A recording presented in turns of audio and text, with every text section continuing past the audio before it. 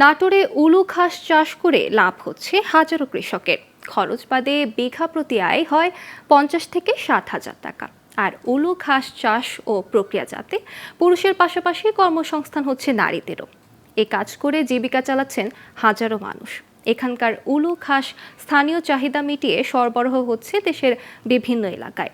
নাটোর থেকে আবু মুসা তথ্যচিত্রের desk report.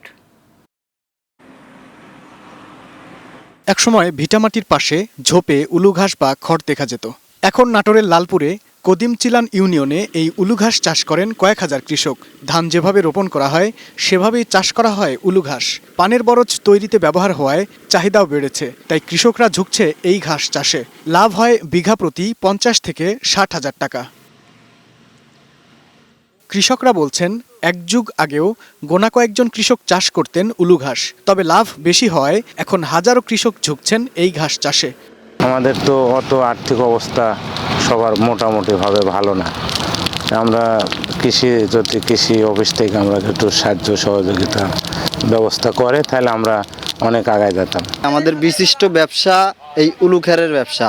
এই ব্যবসায় আমাদের 2-4-5 গ্রামের আশেপাশে যত লোকজন আছে এই কর্ম করেই আমরা খাই। এই উলু ঘাসটা আগে কোনো কাজে করা লাগতো না, এই ঝোড় জঙ্গলে হতো। এখন আবাদ করে মানুষ স্বাবলম্বী হয়।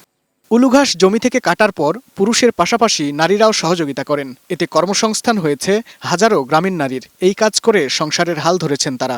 ধান যেভাবে চাষ হয় এটাও সেভাবেই চাষ হয়। বাসায় বসে থাকবো তার চাইতে আমার স্বামীকে হেল্প করার জন্যই আমরা এই কাজটা করি। কাটে নিয়ে আসে ছেলেরা পাথারের থেকে নিয়ে আসে, এগুলো হচ্ছে মেশিনে পরিষ্কার করে রোদে লাড়ি দিয়ে তুলি, আবার এভাবে বোঝা বেঁধে নিয়ে আসি, টানি বাসি, এগুলো ভাবে কাজকর্ম করি আর কি। কদিমচিলান ইউনিয়নে বাণিজ্যিকভাবে উলু ঘাস চাষ করেছে কয়েক হাজার কৃষক। এ ঘাস চাষে তাদের সহযোগিতা করা হচ্ছে।